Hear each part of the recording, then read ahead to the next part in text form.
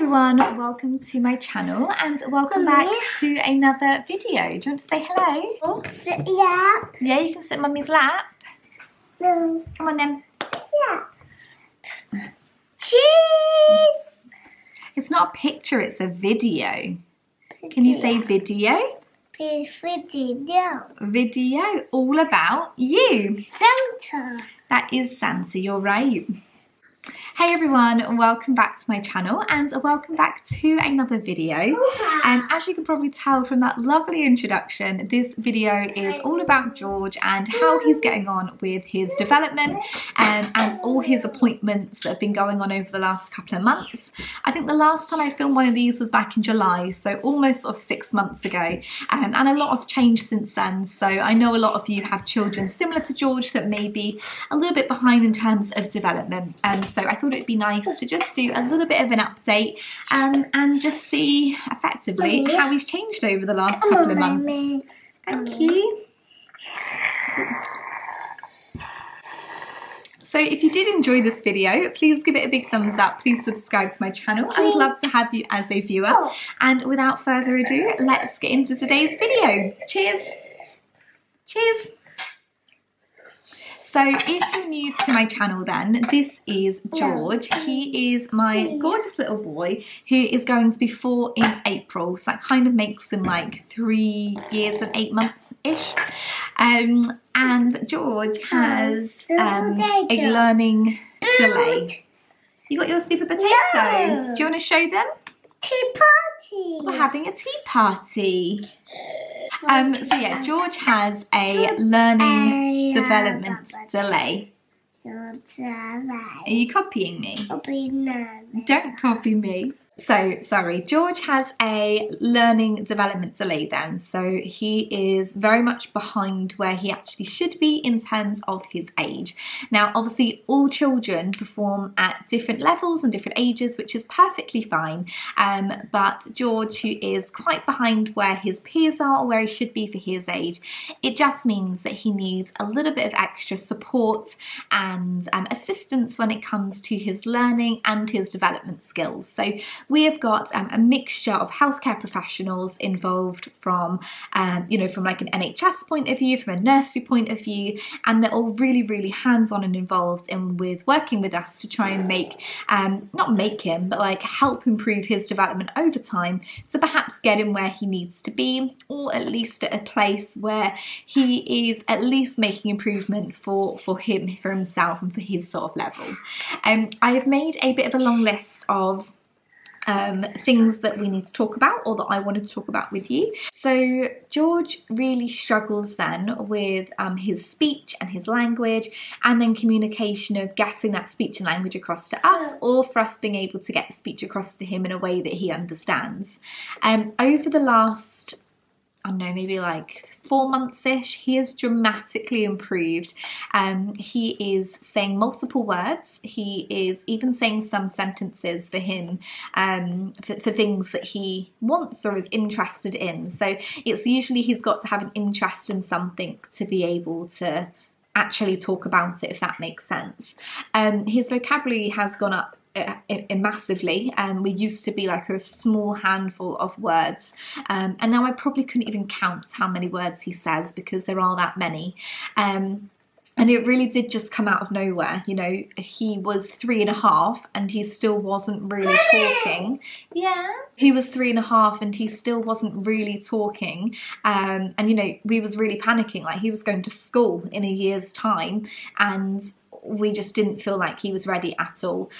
So in the last 4 months, like I say, it has dramatically improved.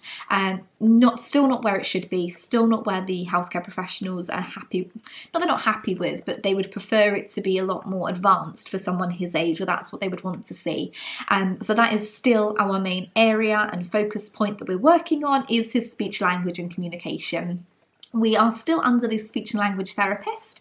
We have literally today, she just called me this morning, we've just signed on to another course with the speech and language therapist via the NHS to help with his speech. It's called Language Learners. So the other two that we have been to have been really successful. We've enjoyed them, George has enjoyed them. And as parents as well, we have also found new ways of being able to help him and get obviously language across to him in perhaps other ways. So that has been really, really helpful. In terms of, I was going to say potty training, still not there. We have a routine in terms of potty training is we change him in the bathroom, we sit him on the potty, we wash hands, we pretend to flush, we do all these kind of things just to make it a bit of a routine. Now he has used the potty, he does use the potty regularly, but we're still not there in confidence of being able to just wear pants and he will know when to use the toilet. He's also used the loo at nursery multiple times as well, which is really good.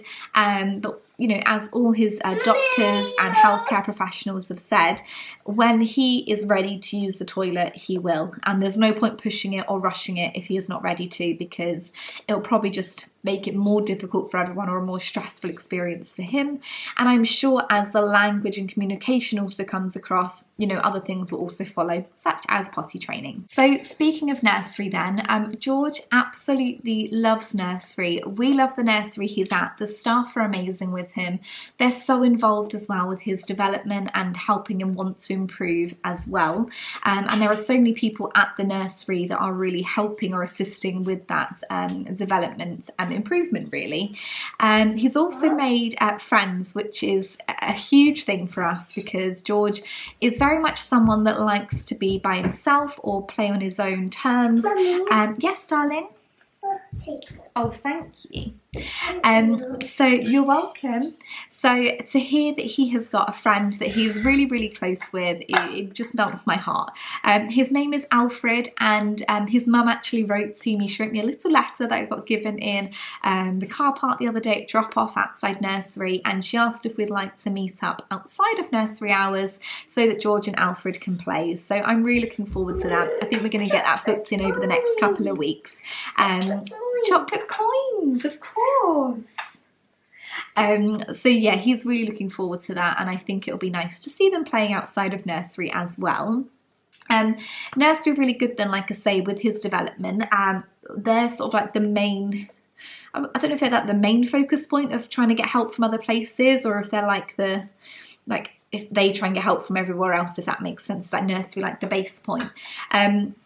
We have a Senate practitioner come in. Her name is Val. She comes into the nursery. I don't know if it's once a week or every other couple of weeks, but she effectively assesses George in his nursery setting and measures how well he is doing, what he needs to improve on, and where he really is on like this table of like age ranges that they have. So I have actually got some notes because they called me about it the other day, and I wanted to make sure I had written it down. So the Senate practitioner said that since she last evaluated him, or since she last updated us, George has improved dramatically. However, he still has a long way to go. But the main point that I am taking from that is that George has improved for him, and that's the main thing here. You know, he's not going to overnight just suddenly, you know, start performing at the age that he actually is. He was premature, we do need to remember that, but also knowing that he has improved for him, that's enough for me. She also mentioned that George has got a really good bond and relationship with people at the nursery, so Alfred and also one particular teacher called Elise, who is incredible, by the way. She comes out and is just so interactive with the kids, and George absolutely loves her. He talks about her even when we're at home, so that's how nice she is. She said that George really, really struggles then with his speech, which we knew, but she did point out that George is much more comfortable with his speech around people that he knows. So obviously with us, he's very, very comfortable. He will talk a lot more. At nursery, he speaks a lot more around people like Elise and Alfred, but other maybe teachers or other children, perhaps he isn't as sociable around or talks as much. So yes, darling, sit on my lap. So yeah, obviously when he's more comfortable then, his speech obviously comes out a little bit more, which makes complete sense. So she obviously has taken that into consideration. She still said that transitions are really hard, which we knew. Transitions are hard for us at home as well, whether it's having to go outside and get into the car, whether it's to go upstairs and get ready for bed. Transitions are still really, really hard for us, and the tantrums or meltdowns that he has usually come from a transition or a change. He's not a big fan of transitions or changes at all, really. So he is obviously meant to be around 42 months old. That is where kind of George is. Mummy. And Mummy. yes, darling. Alfred. Alfred's your friend, that's right. So George then is, she explains to me, 42 months old, and on paper they say that they want to have the child in that whole category of that age to say that that's where they are. So George has got a lot of things that he is classed as 36 months, but there are also a lot of things as well that George is performing at a level of 24 months. So obviously you can probably tell by that he is quite behind, obviously, where he needs to be with certain things. Now, the lady that we spoke to then has put George forward for something called, I need to get this right, I always get it around the wrong way, an EHCP, so that's an educational healthcare plan. And effectively, oh sorry Georgie, what a educational health plan is, it's like a scheme or a plan, I was going to say, that is put into place, and it's a document which sets out, are you okay? Educational, healthcare and social needs of George, who might need extra support in school, and this is something that can provide extra funding that the school perhaps can't provide. It also perhaps may be known as a statement for like special educational needs. I think that's what it used to be called, but now it's been switched over to this new name. With this then, it's quite a long process. They've been talking about it for about maybe like 6 months now, and haven't said that George needs Emily Elephant and Peppa Pig. So yeah, sorry, they've been talking about it then for maybe about 6 months, but they've been saying, you know, George doesn't need to be referred for it yet. He's kind of not at that stage. But clearly at the most recent referral, they've all sort of thought, yeah, maybe it's time to perhaps put George forward for a referral for that and just see whether it's something that he gets accepted into or not. At the moment, we're still being advised to apply for mainstream. I know you have to apply for mainstream schools anyway, but all the healthcare professionals seem to think that George doesn't need to go to a specialist school currently. They seem quite happy for him to go to mainstream and just get support within the schools to support him. However, they have said over the next few months, up to basically until he goes to school, if anything changes or if nothing really improves, they will obviously review and see whether perhaps he needs to stay in nursery for a longer period of time, or whether he needs to go to a more sort of specialist school that can really focus on what George needs. On obviously the topic of talking about sort of primary schools, we have to apply by the 17th of January, which is really, really nerve-wracking and exciting, since we're like the beginning of December now. We've looked around quite a few schools. It's been quite a difficult thing that me and my partner have gone through, because we just can't picture him being at primary school yet. You know, looking around and seeing where these other children are at, it just made us both panic quite a bit, that I don't want him to feel noticeably different or just not understand things when he goes to primary school. So we've been looking around lots of schools. We've been asking about what SEN, procedures they have in place, and we're just trying to get like a rough idea of, what the situation is. Obviously, school's like a year away or 9 months away, and the improvement he's made over the last couple of months has been huge. So there's no reason why in 9 months' time he's not going to be ready to go to school and be able to successfully enjoy it and get through it. So it's just a bit of a nerve-wracking thing, I think, like having a toddler who's so like reliant on you, and goes to nursery 2 days a week and then going to school like 5 days a week and like solidly learning. So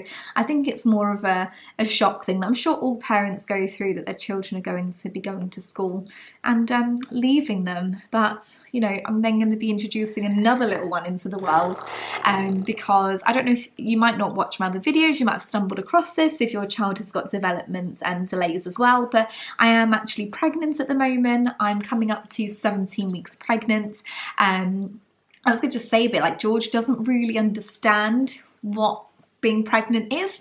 I tell him there's a baby in me. He knows what a baby is, but he doesn't really understand, I don't think, that this baby is going to come out. Obviously we've bought books, we've tried explaining to him what having a baby in you means, and that he's going to be a big brother, and yeah, I've shown him like scan pictures and he feels my tummy. Not that the baby has kicked yet or been able to move properly for George enough to feel, but I do kind of push my tummy out a little bit as George's hands there and say, oh, baby kicked you, or oh, baby moved. He's trying to say hello, just to try and get George a bit more, you know, involved in the whole sort of pregnancy. Yes, darling, dinosaurs.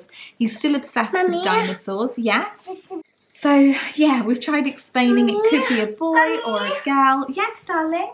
I think George would prefer, though, a little baby dinosaur to be born. But that is kind of really the update on George, really. You know, I'm trying to do them maybe like every sort of few months or 6 months-ish, or if there's something that perhaps needs updating or a change that's happened.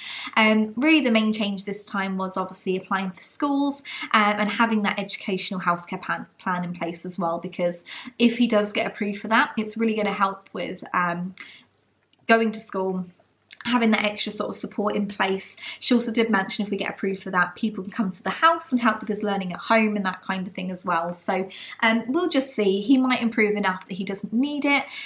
Whatever happens, he's still our George. I still love him. I still wouldn't change him for the world. I think it just helps knowing if we get these things in place, it then helps from a helpful point of view that we then can get him the right help that he needs. That's the only benefit really from it. It's not going to change who he is as a person, nor would I want it to.